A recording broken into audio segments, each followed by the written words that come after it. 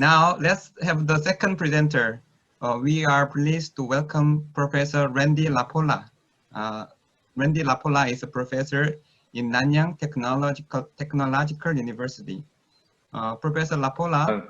Wait, Tanisha, Danqing, you have to unshare. You have to turn off your sharing. Okay. Thanks. Okay, thanks. Sorry. Let me introduce Randy LaPolla, Professor LaPolla. Professor LaPolla received his PhD in linguistics from UC Berkeley. Before joining Nanyang Technological University, he was chair of linguistics at La Trobe University, Melbourne, Australia. He was elected fellow of the Australian Academy of the Humanities and president of the Australian Linguistic Society. He was also head of the linguistics program during most of his tenure at La Trobe. Professor LaPolla has done research in various areas of linguistic typology, especially in East Asian language. He has worked on the typology and morphosyntactic patterns of Sino-Tibetan languages, examined methodology for carrying out linguistic work in these languages, and also done language documentation in Chiang language and Dulong Rawang. And today he will be sharing with us his opinion on the Asian languages. The title is Contributions of Some Asian Languages to Typology. Please give him a very good welcome. Thank you very much. And I thank you to I'd like to say my thanks to the organizers for inviting me. I'm very happy to be able to talk with everybody. This is not a group I ordinarily get to meet with very often, so I'm very happy to make some new friends here. In this presentation, I'd like to address the theme of the conference, which is how can Asian languages contribute to linguistic typology, to make the point that Asian languages have actually been very important in the development of linguistic typology over the last 40 years. There's much more that can be done, of course, if we continue to do the careful empirical work on natural language data. Wait. Okay, it's not going forward. Somehow my slides are not working properly. Hold on a second. I have to undo that. Somehow my screen is, hold on, sorry. Somehow my screen is, oh, there we go. Okay. Much of what I will be citing will be my own work, as it is what I know best. And because most of my career, I've been trying to get typologists to pay more attention to Asian languages and how they differ from languages that the typologists are more used to, and to see how they force us to expand the traditional typologies and even make us rethink our assumptions about how language works. All along, I focused on understanding the languages based on analysis of natural language use. So my goal as a linguist is to understand languages, not to create theories or anything. So I'm not one of these people who's into theory building. But when we respect the languages and their speakers and let them teach us, we can actually learn much about not only the language, but about communication and the cognition and behavioral principles involved in human interaction. So the things I'd like to talk about today are principles of closed structure, information structure, nonsystemic morphology, word order typology, hierarchical person marking, clausal noun modifying constructions, transitivity and transitivity harmony, middle voice marking, and evidentials. And these are all areas where Asian languages have made a contribution to a typology. So in terms of the principles of closed structure, traditional grammar, including Chomskyan grammar, was based on Indo-European languages and assumed all languages have subject and object, case systems, clear form class distinctions, and other features of Indo-European languages. That is, they assumed that in all languages, the principles of clause structure were the same. And so they simply just applied those same categories and whatnot in the same way of language kind of structure to all these languages. As Dreyer argues, these concepts were not crucial for the early 20th century structuralists, but like Bloomfield and them, but were brought back into typology and then language description because of Greenberg's reliance on them in his typologies and because of the grammatical theory called relational grammar, which saw them as primitives. Only in the 1980s did work on the non-Indo-European languages, including many Asian languages, begin to lead to a slow awakening to the diversity of possible linguistic structures. And I say slow awakening because if you read material from the 70s and 80s and even 1990s, they're still very much influenced by this Indo-European bias and trying to force Asian languages into this Indo-European structures. The early typologists also held on to the structuralist assumption that a language is one system where all things held together, and talked about whole languages as being of one type or another in regard to some phenomenon, such as grammatical alignment or being an agglutinative language or an active language. But as Bickel argues in a special volume of Linguistic Typology on what is typology, he argues that modern typology has moved away from typologizing entire languages and instead takes individual structural patterns, constructions, rules, constraints, etc., as comparanda, in other words, the things we compare. Linguistic diversity is captured by large sets of fine-grained variables, not by grand type notions. So this is a very different way of doing typology, but this is the way we do it now in the 21st century. In the 1980s, excuse me, Professor LaPolla, your PowerPoint doesn't work right now. We couldn't follow your PowerPoint. Okay. Why? See, this is what I was afraid of. Can you make me host so that I can actually post this? Yeah, now you're co-host, I'm sure. Yeah. Hopefully this will work because I'm using a PDF rather than PPT, but it should still work. Okay, now I can see. Now I can see. It works well. So now I'm not using full screen, so maybe the full screen doesn't work. So what part did you lose it after the first page? Could you see the first page? Yeah, yes. After the first page we lost, but now it works, so it's okay. Okay, so I was basically just reading. So if you could understand what I was saying, then it shouldn't be a problem. But I haven't given any examples yet. But these are the things that I'm planning to talk about. And then I'm just talking now about the principles of clause structure. So I'll have to scroll. I don't like scrolling, but somehow the full screen mode doesn't seem to be working in Zoom.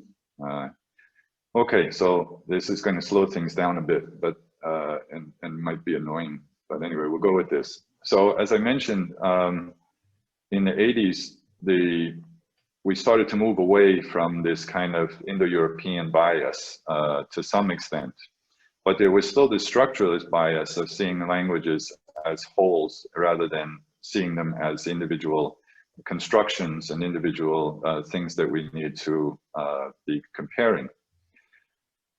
On my own account, in the 1980s, I was trying to understand how Chinese works grammatically. So I studied all of the theories that had come into existence at that time. There were quite a bunch of new theories that were developed in the 1970s and 80s as the alternatives to the Chomskyan program. But I found that in trying to apply those theories to Chinese, there were always problems.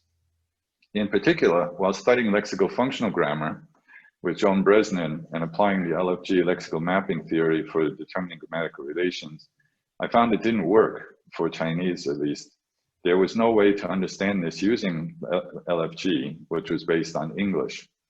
I later found that I could understand what made Chinese different using role and reference grammar, which, while it is also a structuralist unification-based approach to grammar, like LFG and HPSG and all the others that were developed at that time, it did not force languages into a single mode, as rather than being based on English, it was based on non-Indo-European languages such as the Amerindian language, Lakota, the Austronesian language, Tagalog, the Australian language, Dirbal, and the Papuan language, Barai. The RG method is to look at the different constructions of the language to see if there's a restricted neutralization of semantic roles for constraining the appearance of certain semantic roles and particular positions in the construction. Using this constructionist approach to grammatical relations, I found that unlike English, Chinese had not grammaticalized constraints on the identification of the roles of reference and discourse in the constructions I looked at. That is, there was nothing we could call what people had called the grammatical subject and direct object. I don't actually use those terms. I just talk about it from the point of view of constraining reference, the identification of reference and discourse. In later research, I found this is also true of many other Sino-Tibetan languages I worked on. In fact, Wire Zhao and Lu Shuxiang, Lian Thompson had all argued that Chinese does not manifest the grammatical subject, in other words, no grammatical relations. and clause structure is straightforwardly topic comment. But their characterizations of Chinese were misunderstood due to how they talked about this, with Zhao and Yu using the term subject when they clearly stated they meant topic, and Lee and Thompson using the term subject for the agent of the clause, even though they clearly stated it was not a grammatical relation, as in English it was simply a semantic role. In particular, Lee and Thompson talked about Chinese as topic prominent, and this has been misunderstood as just another structuralist clause type with a grammatical subject, but with frequent topicalization rather than the absence of grammatical constraints on role identification. Van Balen, back in 1981, had already shown that languages did not necessarily show the same restricted neutralizations in all of their constructions, but the results of the work on Chinese meant that the typology of alignment systems, which up to that point had been limited to nominative, accusative, and ergative absolutive and active patterns, had to be expanded to include what I called neutral patterns, such as in Chinese, where there was no alignment of semantic or grammatical roles. As mentioned above, we no longer talk about whole languages in terms of such features, but look at the individual constructions. In the case of Chinese, although I did not find any restricted neutralizations in the constructions I looked at back in the 1980s, Liu Danqing, who we just heard from, has argued that some constructions in Chinese are in the process of grammaticalizing restricted neutralizations of semantic roles. This is another reason why we can't make blanket statements about languages. They aren't fixed systems, but human behavior, and so change constantly, just as our other behaviors change with the circumstances, and due to fads and constant conventionalization of new uses and forms. I also argued on the basis of my findings that we should not use terms like SOV, SVO, etc., as these imply that all languages have the categories SVO and SV and O, and that they are involved in either determining constituent order or are determined by it. And so we need instead to pay attention to the actual causal factors, that is the principles of clause structure that determine the order or the patterns in different languages. This one in particular, I had to argue with Matthew Dreyer and Martin Hasselmath in the journal Linguistic Typology and elsewhere. Even where these patterns might be said to be true, they may not be true for the whole language. For example, Knud Lambrecht has shown that in spoken French, the canonical SVO structure that is said to characterize French is pragmatically marked structure, quite limited in its natural discourse. So it's best to actually look at the diversity within the individual languages as well as across languages. Even more radically, in trying to understand how it could be that languages could be so different in terms of what aspects of the interpretation are constrained, and yet we can still use them to communicate, I came to the realization that the meaning was not in the words and structures, but created in the minds of the interlocutors by inferring each other's intentions in using communicative acts of different types, including, but not limited to, language. Another language that I've been trying to understand for many years is Tagalog, the national language of the Philippines. Due to the above-mentioned assumption that languages had to be either nominative, accusative, or ergative absolutive, many scholars have tried to force Tagalog into one of these two alignment types. By manipulating the data in particular ways, it's easy to make the case either way, but this is because Tagalog is neither type.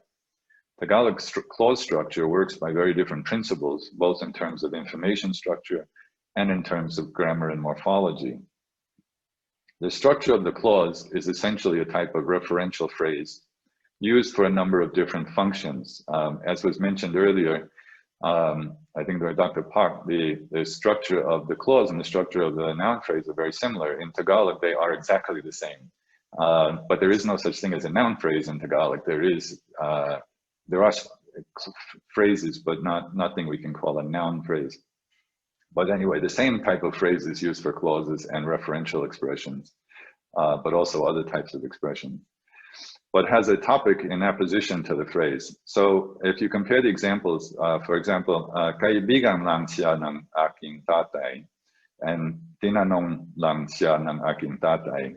Here we have two, so he is only my father's friend, and my father only asked him, are the two full utterances that I'm analyzing here. But if you take the kaibigan ng aking tatay, which is my father's brother, which is the the main part of number 1. And tinanong ng aking tatay, asked by my father, which is number 2. These are phrases of exactly the same type in Tagalog, though in English we have to translate them very differently. So it shows that these things are not really separated, because the first one we might call a noun phrase in English, and the second one we might call a verb phrase or even a clause in English, but they're exactly the same structure in Tagalog. Because the topic often takes the form of a second position clitic, as in these examples with xia, and there is a large number of other second position clitics, such as lang in these examples, which means only. These clitic pronouns and particles break up what we would normally think of as a phrase. So assumptions of linearity and compositionality are challenged by the facts of Tagalog. In fact, the linker linking the two parts of the phrase may appear cliticized to the topic pronoun. So, for example, in 3, wala siyang pera, without the topic, and you can drop the topic, which is xia here. Xia is the topic, but it occurs in the middle of the clause. And the linker, the marker that links wala and pera together actually occurs on the topic, the reference to the topic. So without the topic being there, it would be walang pera si Michael, or walang pera alone, you could say. So this is an interesting and very challenging for somebody from an Indo-European perspective to try to understand how something like this could work. The topic can be anything the speaker wants to profile the event. I'm using topic, by the way, in 2 ways. There is, in Tagalog, there is the pragmatic concept of topic, which is what the clause is about. And then there's also a grammatical marking of topic in Tagalog, which I'll talk about. I'm not going to go into too much detail, but just to mention that the topic in Tagalog can be anything the speaker wants to profile the event or situation from the point of view of, whether or not it is what has traditionally been considered a direct argument of the predicate. But it has a particular grammatical status in that it has a different marking from non-topics, and in many utterances is co-referenced by the morphological marking on the predicate. Like for example, in 4, we have the topic is siriki, which occurs at the end of the clause, and the clause is don't use up all the gasoline on Ricky. Now, in this case, in English, you could not make Ricky the topic of this clause. But in Tagalog, you can make anything, as I said, the topic of the clause. And here, the topic is marked on the predicate, the word finish or ubus. You have a suffix an, which is, we call it a locational topic. It marks very broadly something we consider the location of the action. So you would use it if I wanted to make the store where I bought something, the topic, I would also use that as the topic marker. So here, the one affected by using gasoline is Ricky, and he has made the topic of the clause. The clause then takes the form of the location topic construction. Now notice metaphorically how it's also the same in English that we use a locational metaphor to use up the gasoline on Ricky. We use the on for the one affected. Also, I didn't mention just now in the similarity in the clause and the noun phrase is that the non-topical reference, the pronoun system in Tagalog has 2 sets of pronouns, actually 3, but the 2 main sets of pronouns are topical and non-topical pronouns, and the non-topical pronouns are the same as the genitive pronouns. So like in this sentence, huwag mo, the mo there, the second person non-topic, actually is a genitive, is also used in genitives, like if I say, tatay mo, your father. So you can also use it exactly the same morpheme in those 2 ways. So that it shows you the similarity. And as the notion, another issue that comes up is that the notion of topic, what the clause is about, is not as straightforward as it might seem, as this can differ between languages. So this is another insight I had working on Tagalog and also Chinese to some extent. Tagalog has a much richer set of morphosyntactic possibilities for maintaining the reference to particular reference as topic than English does. And so very often what is the topic in Tagalog, what the clause clearly is about, will not be the topic in the English translation. So English does not allow us, just as Professor Liu mentioned with the statistics he showed, where Chinese, you can put anything in topic position. So you'll get 300 and something you know, non-agentive topics in topic position in clauses in the text they looked at, where they only had 16 of them in English. English has constraints on what can appear as the topic. English can achieve some of these results, like in Tagalog and Chinese, with some using mark constructions like clefs, but it does not do so to the same extent or naturally as Tagalog and Chinese do. That the grammatical topic in Tagalog is what the clause is about, though, can be seen from the fact that any predication minus its topic can function as a nominalization understood to denote what would be the topic of that predication. And that's what I meant by it's in apposition, because the predication can stand alone to refer to the topic, and the topic, of course, is just there. So they're co-referential, and that's why I say they're in apposition to each other, because they're both referring to the same thing. The morphological marking of semantic role is also not of the type we are familiar with from Indo-European languages, as it marks very fine distinctions not only between actor, patient, location, theme, and benefactive, but even, for example, distinctions between several types of actor. For example, in a Tagalog single argument clause, semantically different arguments can be marked differently. There is no S, you know, like we normally often do when we're looking at languages, we look at SA and O or SA and P, but there is no S in Tagalog. There's no neutralization of those roles for in single argument clauses. For example, given the root dulas, slip or slide, madulas is a non-volitional actor, so with the ma there, can be used for to slip unintentionally, whereas the infix in dumulas can be used for slide, because is a more intentional type of actor.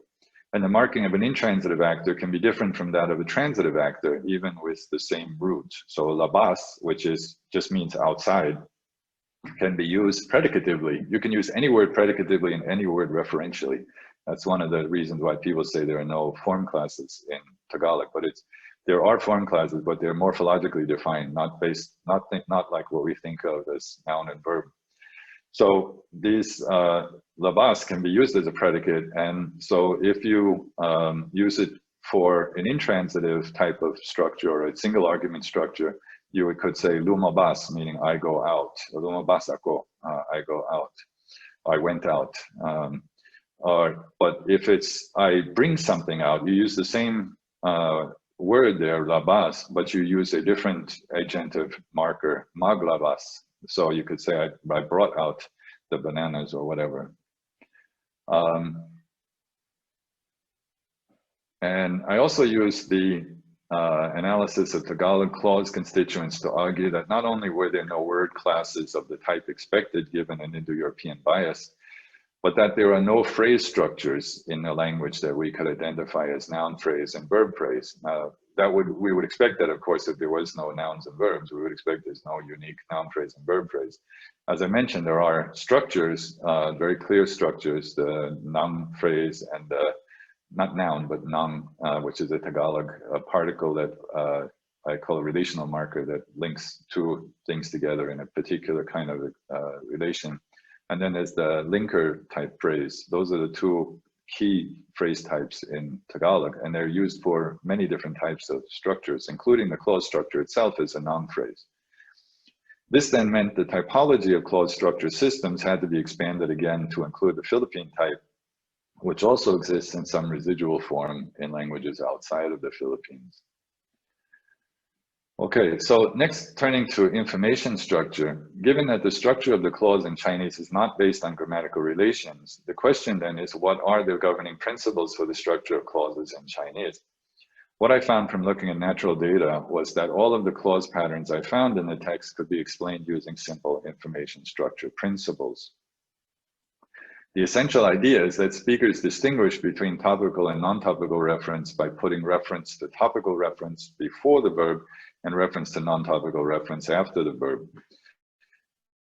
Lambrecht's theory, Knud Lambrecht, his theory of focus structure, which the different patterns consider predicate focus, which is basically topic comment, sentence focus, which is presentative constructions where there's no topic, or argument focus for the missing argument in an open proposition, which also has no topic, and Chinese particular variants for example, a topic comment structure that has either a presentative construction or another topic comment structure as the comment. For example, Professor Liu's example 17, one analysis, possible analysis that he didn't present was that他学习努力 is just simply a topic comment structure with a topic comment structure as the comment of the larger topic comment structure. So 他 what?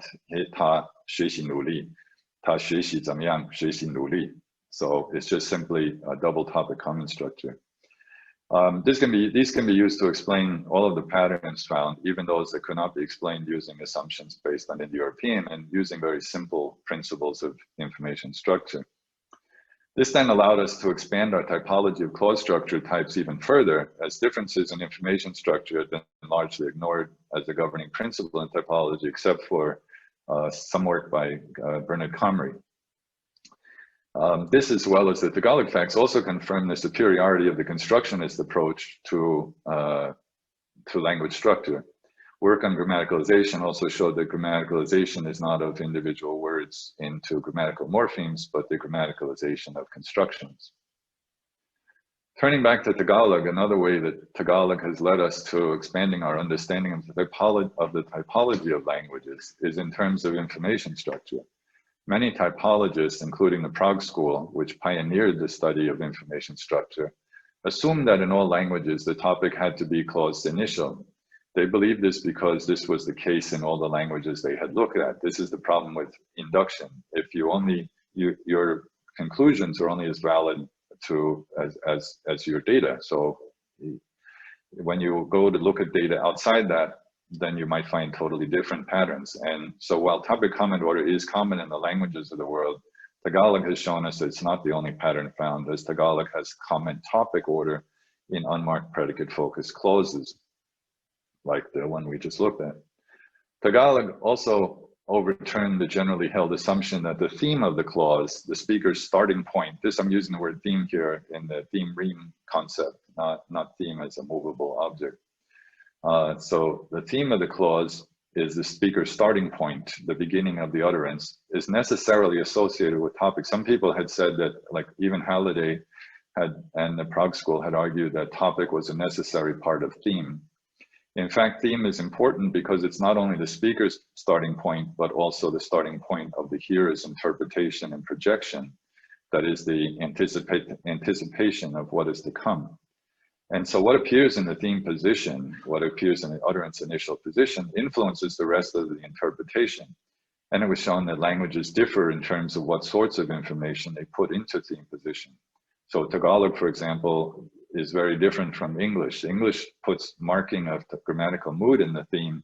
Tagalog puts the predicate and morphology related to the interpersonal meanings and the semantic role of the topic in initial or second position. So this is saying that topic does not have to. So in my paper, the 2019 paper, I'm arguing that topic and comment are actually a separate functional structure from theme and ream, that they are not the same thing. So we separate theme as the speaker's starting point, which does not necessarily have to include the topic. This then forced us to further expand the typology of possible clause types to include languages with common topic structure, and also to create a typological parameter of what is grammaticalized to appear in the theme position, which differs among languages, and to pay attention to how languages differ in terms of what can be the topic of the clause. Okay, the next thing is nonsystemic morphology. In the early 1990s, I had a project to collect data for a database of the forms and use of morphology and clause patterns of all the Tibeto-Burman languages, and began comparing them from both historical and typological perspectives. In looking at agentive and non-agentive marking, I came to see that unlike what had been assumed based on Indo-European languages, the morphological marking in many Tibeto-Burman languages did not take the form of obligatory grammatical paradigms and did not fall into the neat alignment types assumed in typology, but was semantically based role marking that was not obligatory, did not form strict paradigms, and the use of which varied depending on the type of situation, the type of referent being marked, and the determination of the speaker as to whether the roles of the reference referred to needed to be disambiguated. At the time, I called it nonsystemic marking because we had, up to that point, we had always assumed all marking had to be very systemic. And so here I was thinking, okay, well, this one is not systemic. So I called it nonsystemic marking. It later came to be recognized in many other languages, even outside Sino-Tibetan, and accepted as a phenomenon of interest in typology, though this phenomenon is nowadays often called differential object marking and differential agent marking, or optional case marking. There's been quite a lot of work on this in quite a few different language families. Part of what motivated this also was in 1986, Matthew Dreyer argued for establishing primary object and secondary object marking as a structural type of alignment in contrast to direct object and indirect object.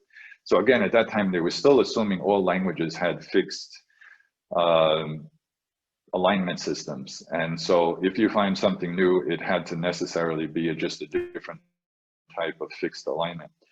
His paper assumed that marking had to be this kind of grammatical relation. In reaction to this, I argued first in 1992, and then a little bit more in 1994, and then summarized a lot of different work on relational marking in 2004. That relational marking in Tibeto-Burman languages that ostensibly followed the same pattern as was described for this new alignment, his primary object marking, was not a grammatical relation, but used for semantic disambiguation when there are two possible agents in the clause. And so it's based on an actor-non-actor contrast, and it's not limited to objects, as in some languages, the same marking was used for a number of different kinds of roles as long as they were non-agents. This marking could also appear in the same clause as agentive marking in some languages, showing it also does not fall into a neat nominative accusative or ergative absolutive type of pattern. This contrasts with clear semantic role-based patient marking, which I also found in some a minority of Tibeto-Burman languages. Both types of marking then are semantically based, with agentive and patientive marking showing what role a referent has, and what I call anti-agentive marking showing what a role a referent doesn't have. Excuse me a second.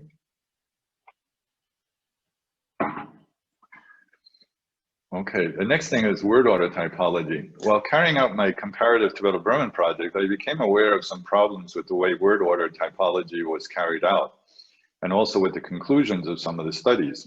In looking at the patterns found in Tibeto-Burman, I found that one could not simply compare on the basis of semantics, as had been done by Greenberg and his followers, that instead one had to take into account the morphosyntactic form and usage. For example, in Burmese, property concepts appear in either what they would call an adjective-noun structure or a noun-adjective structure, depending on whether the modifier is nominalized or not. Identifiability and other pragmatic factors can also influence constituent order. For example, Jordan mentions that in Cho-Chin, another Tibeto-Burman language, the demonstratives can either precede or follow the noun, and says that demonstratives follow the noun when they refer to some object already mentioned. As Paul Hopper has argued, there's no alternative in typological studies to a careful language-by-language study of textual occurrences of word order. It also turned out that the most common set of word order patterns found in my data for Tibeto-Burman languages was one that John Hawkins had said was not possible. So this brings up many, many different issues. And originally I'd written a paper in 1994, and it was actually Professor Liu Danqing who suggested that I should publish it. Originally I wasn't going to publish it because it was very critical of the current typological methodology. But he suggested I publish it, and I ended up publishing it in 2002. Okay, the next thing is hierarchical person marking. Among the Tibeto-Burman languages, some manifest person marking on the predicate. It's sometimes called pronominalization.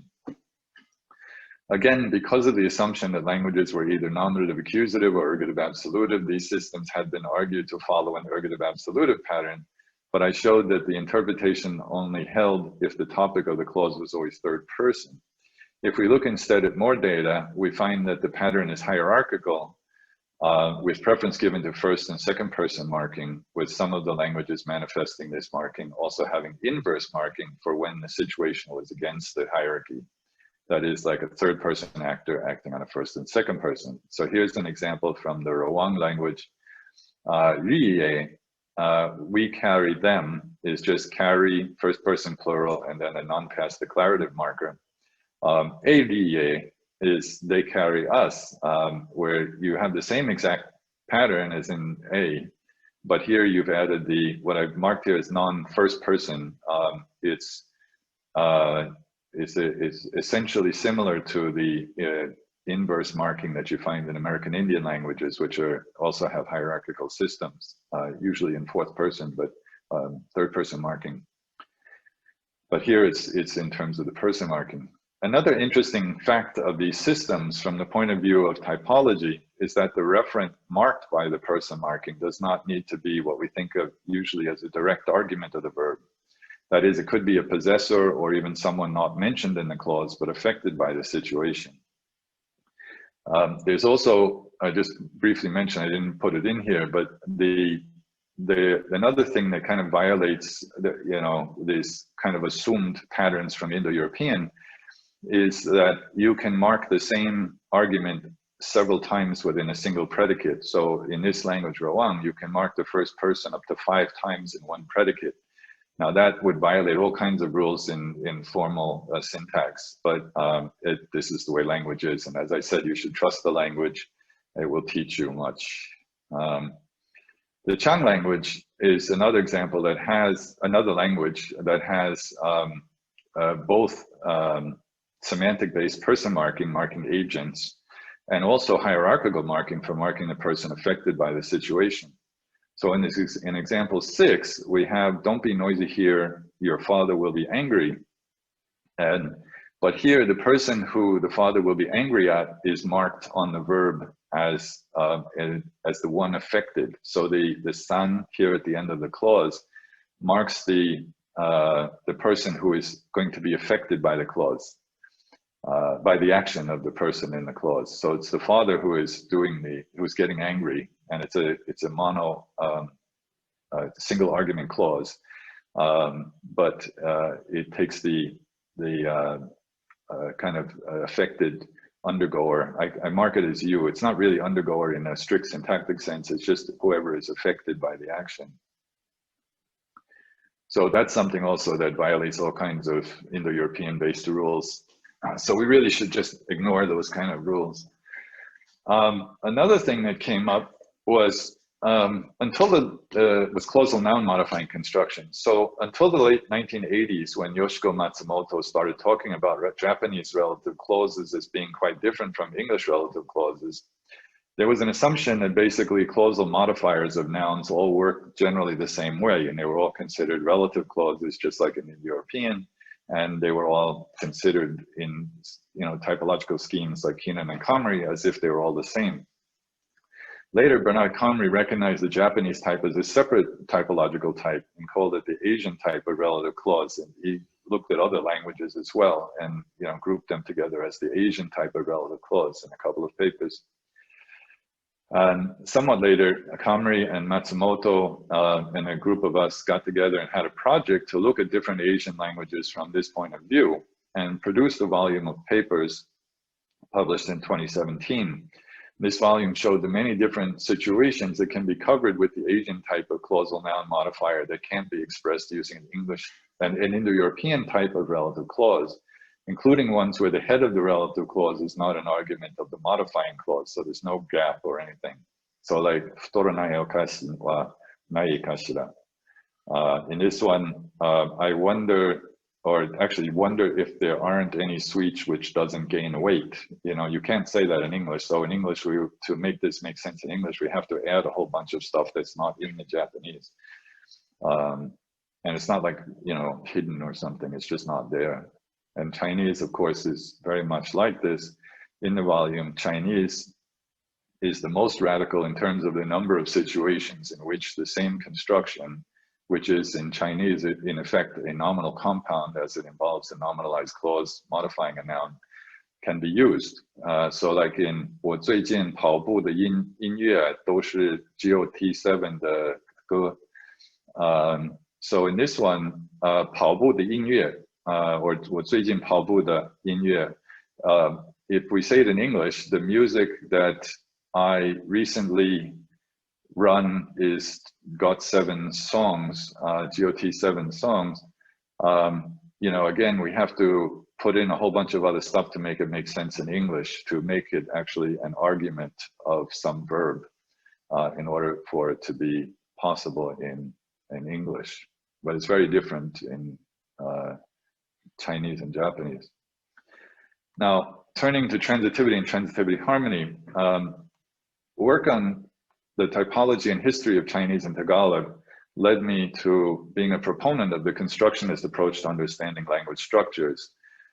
This began personally and also in the field of linguistics more generally with grammatical relations, but I later came to see it as necessary for all aspects of grammar, and in 2011 co-edited a special issue of Studies in Language arguing for a constructionist approach to transitivity based mainly on Asian languages. Another contribution of Asian languages to typology is the phenomenon of transitivity harmony. This is where verbs in serial verb constructions or complex predicates must agree in terms of their transitivity. In Rwang, this means a transitive phase verb appearing with an intransitive main verb must be intransitivized, generally with the reflexive middle marker xi. So if you look at examples 9a and 9b, we have the same verb. In Rwang, the transitivity is a very important aspect of the grammar, but it's constructional. So you can have the same verbs appearing in an intransitive construction or appearing in a transitive construction.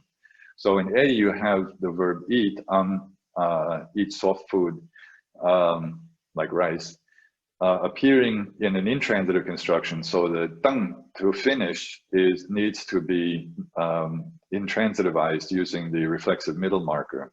Here, it doesn't have the reflexive middle marking sense, but this grammatical marker has been generalized to as a intransitivizer for a number of uses.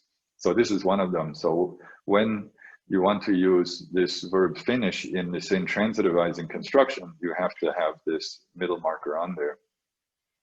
Whereas if it's in the transitive construction, angi ampong lo amdang dua, then here you don't need to transitivize it. It can just use the and dang together, with here being transitive, understood as transitive. And again, there's several different markers of transitivity. There's agentivity marking on the topic, and then there's also the transitive past marker as opposed to the intransitive past marker. And there's also, of course, a specific object that appears. That's what kind of triggers the use of the transitive marking. Now, another thing I found in working on Rwang and Dulong is middle voice marking. Now, middle voice marking has been part of the typology literature for a long time, but it was not something scholars in Asia were familiar with, and so had not been recognized in Tibeto-Burman languages. In documenting the Dulong and Rwang languages, I found structures that fit the prototype comparative category of middle voice, for example, Kimmer in 1993 and 94. And this itself was a contribution to typology, but also discussed the development of the use of the form from reflexive to middle voice and stative, using the concepts of markedness and prototypes. So this is a way that helps us to understand the development of these morphological systems. So here's an example of the use of the same form that I just talked about, the xi, in a truly reflexive situation where you say "angnel touchie," where you understand that the fingernails that he is cutting are his own because of the use of the reflexive middle marker. So it's similar. The way the kind of semantic domains in which the middle marking is used is the same or very similar to those used in Romance languages, for example, like French, where you say, I wash myself the hands. But in Romance languages, it's done with clitic pronouns, whereas this she is an invariable marker that occurs after the verb. It's a suffix that occurs after the verb with all persons. It doesn't change at all. I also found that several other languages in the family manifested marking that might also be considered middle voice marking. But more recently, Mark Post and Yankee Modi have looked again at the relevant marking in some of these languages, some of the other languages that I talked about.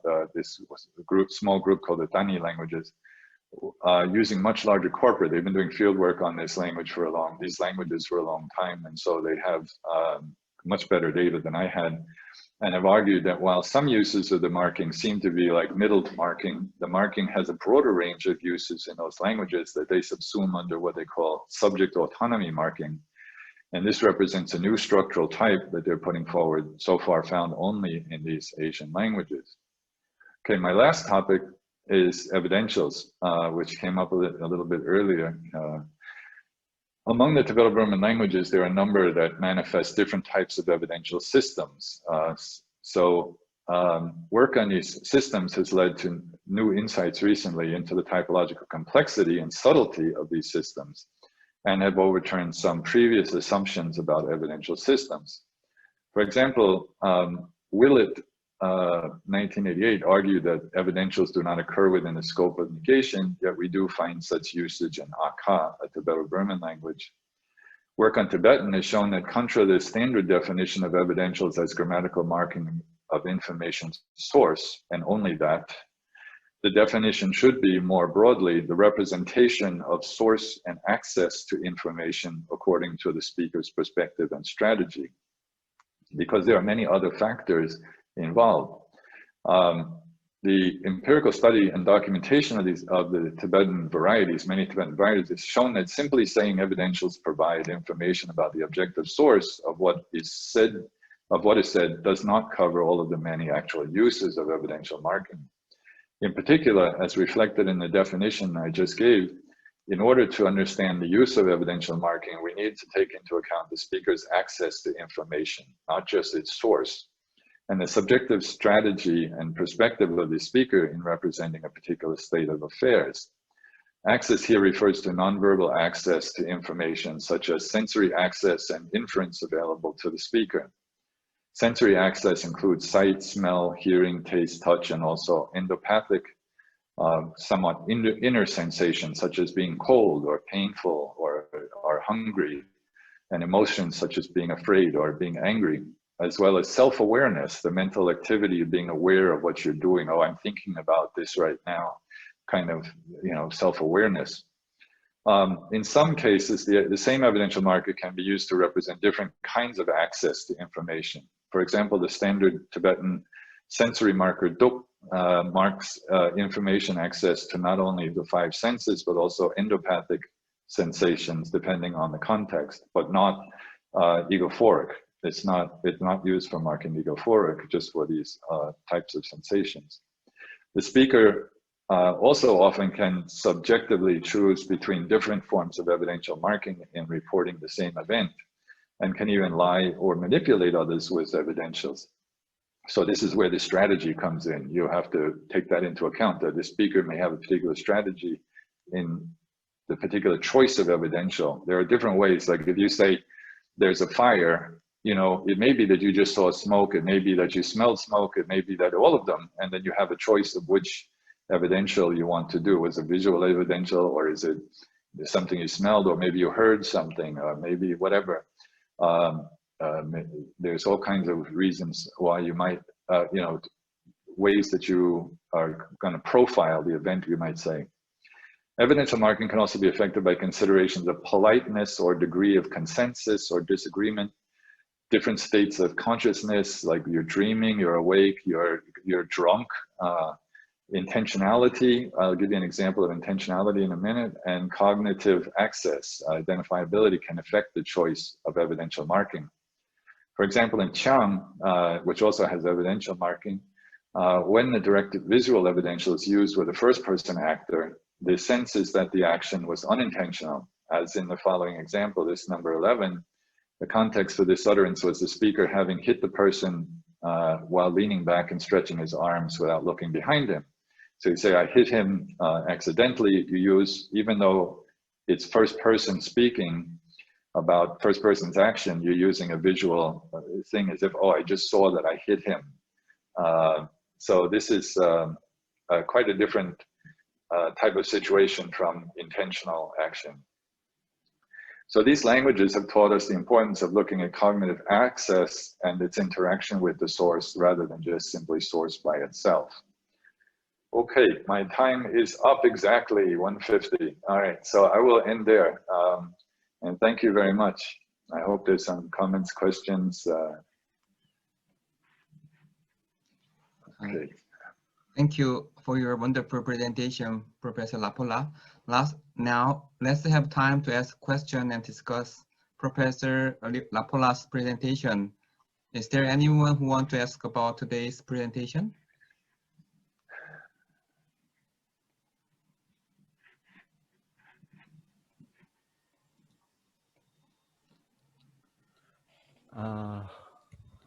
Okay, I think my friend are just hesitate to ask dear Professor LaPolla, so I'll do that. Nice to see you, Professor LaPolla. I'm Keun-Seok Lim, studying at Kookmin University. I'm happy to see you on our Zoom that I haven't expected before this weird Corona-19 era.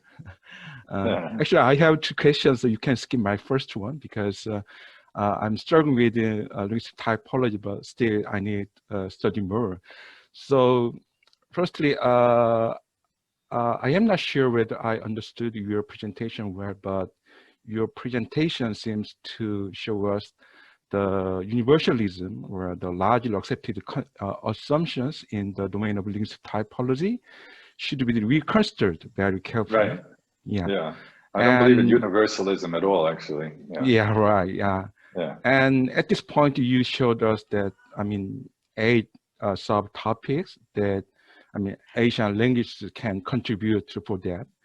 But as a, I mean, not greener, but as a person who's struggling with linguistic typology, sometimes in linguistic typology, the concept of onomasiology and universalism can confuse some people like me, just struggling with linguistic typology.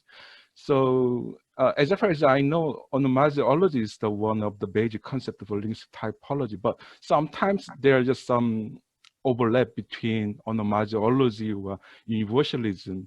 Yeah, I'm not sure for you it's very clear, but for people like me, it is approach of onomasiology or universalism, they can confuse sometimes. So could you help us?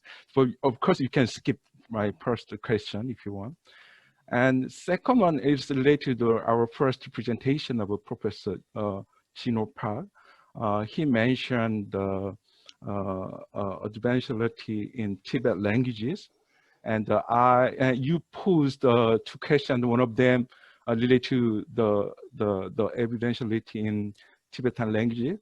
So, and actually our chair mentioned that in the opening ceremony, we are studying twice a month on specific subject in linguistic typology. And this recent topic is the agophoristy. So we studied Newari and some languages in Tibetan languages. And it seems that you think the markers or forms of the Tibetan language that are evidentials one, not agophoric or conjunct, disjunct, something like that. So could you give us your I mean, brilliant opinion on that? Well, not so brilliant, but the idea, if you read the paper I shared with everybody, that there are different markers. So egophoric and evidential, so when we talk about it, like in the paper, Nicola Tornado and I talk about these as part of the whole evidential system, but they're doing different things. So with the egophoric marking, so like in Tibetan, you have the ye or you have min, depending on whether you're using an existential or a plain copula.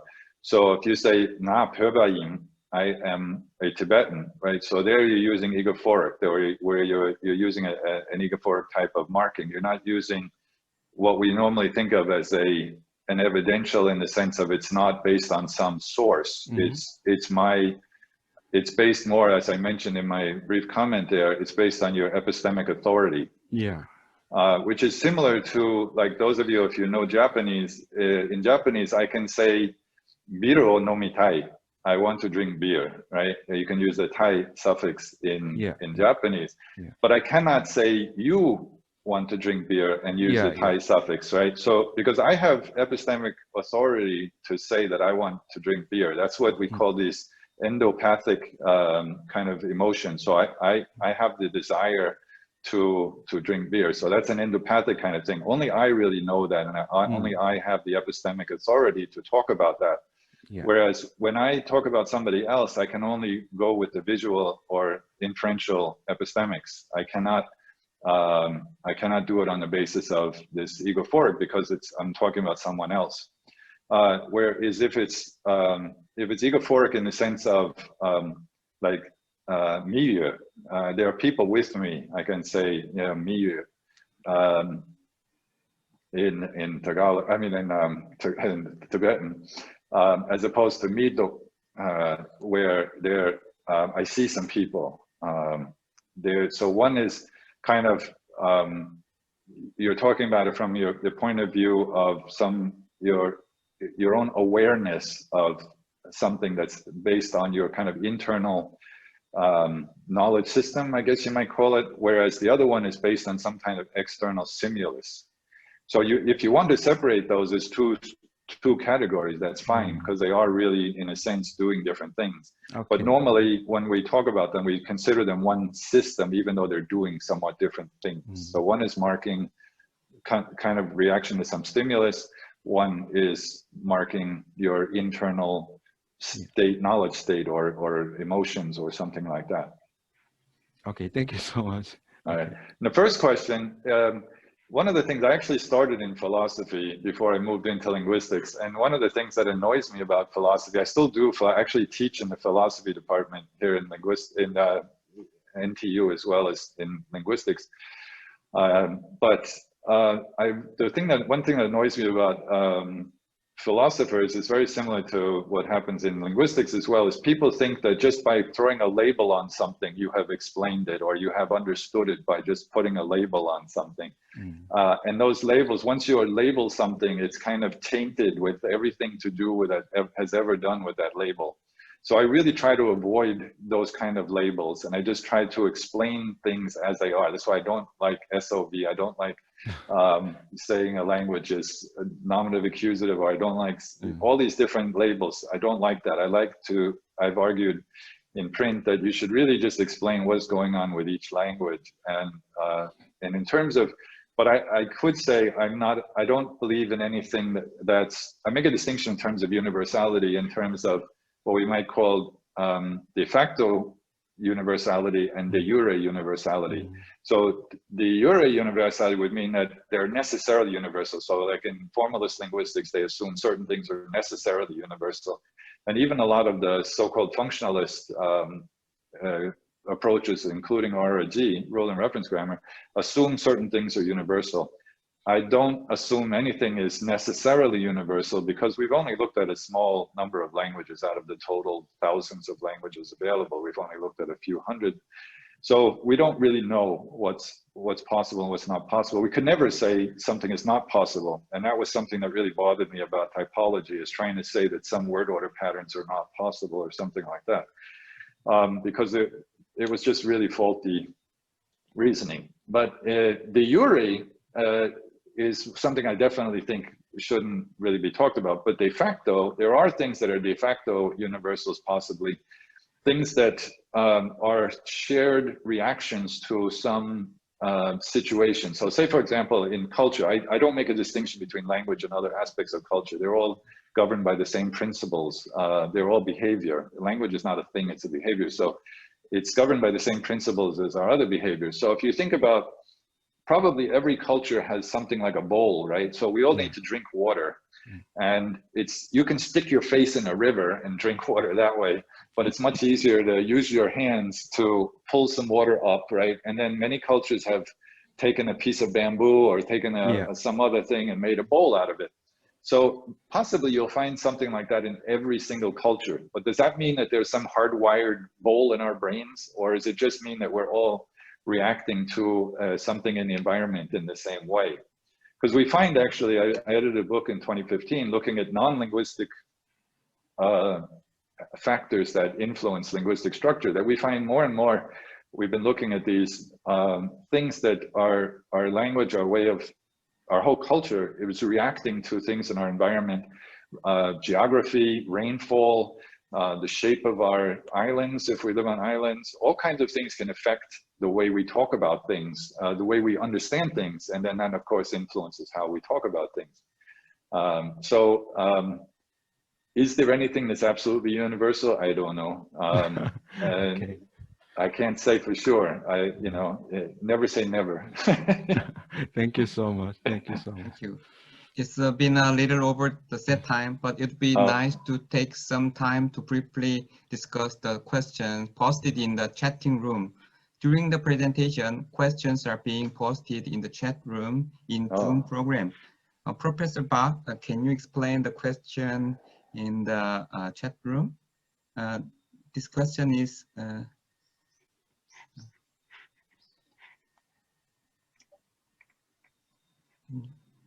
류단칭 선생님한테 한 거예요.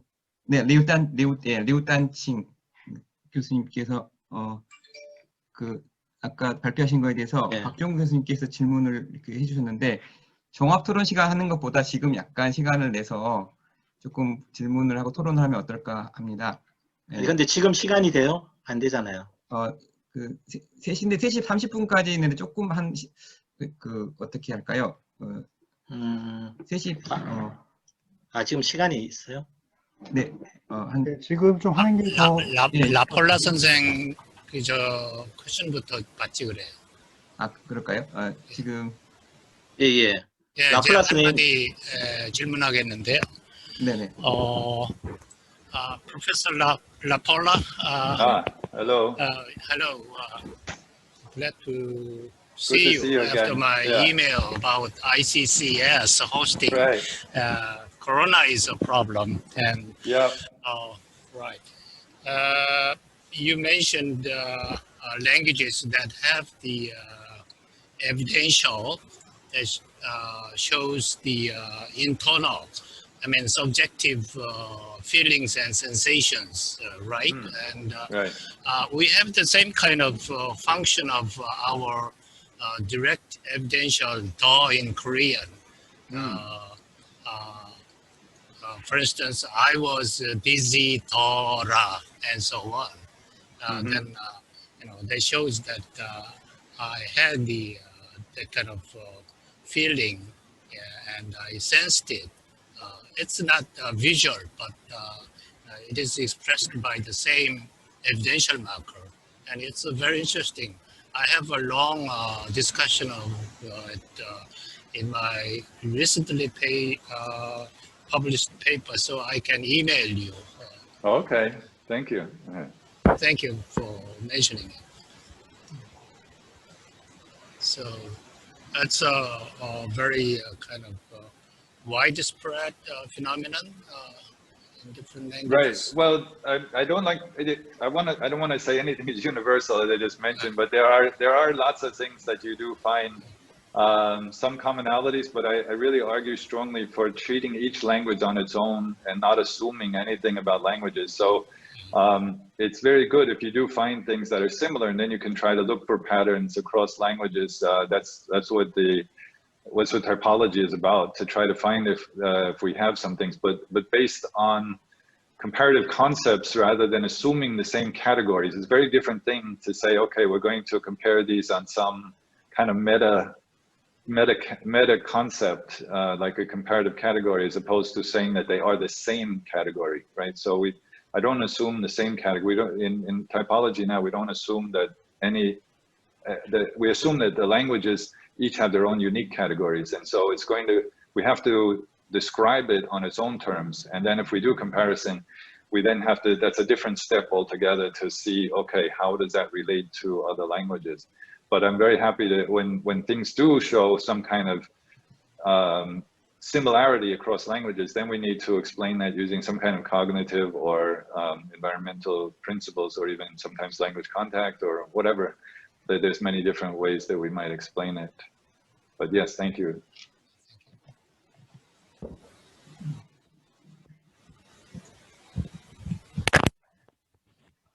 저희가 3시 30분까지 3시 분이 그다음 세션을 하니까 여기 질문을 조금 더 받고 종합 토론 네. 시간을 좀 생략하는 게 어떨까 싶습니다. 예, 하나 질문을 해도 괜찮겠죠? 그러면 Hey, how you 그 doing? 뭐야 라폴라스님한테. 예, 아, 네네. Hey, 예, Professor Lapolla. hi, how I'm you so doing? pleased, yeah, to see you here. Yeah, Yeah, thanks for your yeah, initial thank you for your invitation. accepting our invitation and giving the wonderful presentation. I Thank have you. a very simple question. You know, Lian Thompson says that neither subject nor topic is prominent in Tagalog. How do you think of Lian Thompson's classification in terms of prominence of topic or subject? Well, they haven't actually worked on Tagalog, so I wouldn't take much of what they said about that. And also, even their work in the 70s, people should really talk to Sandy about that, because Sandy doesn't really she doesn't really go along with some of her earlier work from the 70s, because it was very much influenced by formalist ways of thinking. But anyway, in terms of Tagalog, I don't think there is such a thing as a subject. There is what I call the topic, which is interesting in Tagalog, that it's a very different type in that it has the pragmatic kind of features of a normal topic like Chinese topic, but it also has morphological marking. So this is another way that languages differ in terms of how we identify what is the topic of the clause. So in Chinese, it's being put in initial position of the clause that makes it a topic. If it's not before the verb, it cannot be a topic. So being put in initial position makes it a topic, very simply. Whereas in Tagalog, it mostly appears at the end of the clause, but it can appear in the middle of the clause if it's a second position pronoun, or it can appear in initial position if it's in focus. So but we still can recognize it as a topic because of the marking on the predicate and because of the marking on the pronoun or the referential phrase itself. So it's really quite different. There's a morphological nature to it, and also the kind of more pragmatic nature to it. So it's not really like a subject.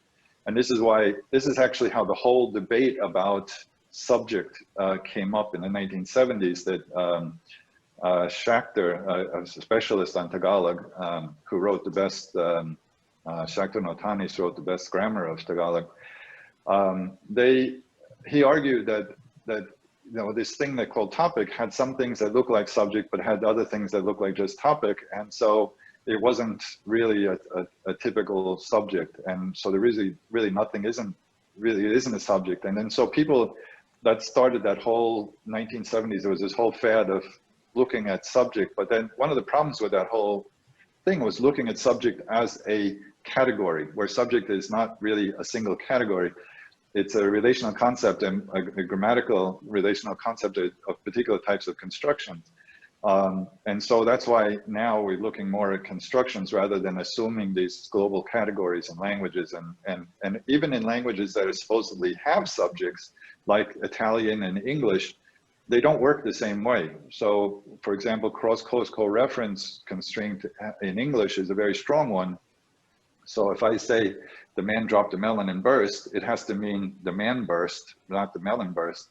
But in Italian, that's not the case. In Italian, if you say that, it's of course the melon that burst. And that's true of most languages, actually, because most languages have not grammaticalized the kind of constraints on referent identification that English has. So to assume that there is some universal kind of category called subject is problematic, or that we can even so-called identify subject in any individual language, when really the more empirical approach is to look at the different constructions and say, okay, what's going on in each of these constructions? Can we identify constraints on the identification of reference and the role of reference in discourse? So that's the approach that I take. So I don't even talk about subject as a concept anymore. I don't know if that answers your question. That's 比较啰嗦. Thank you. 谢谢你.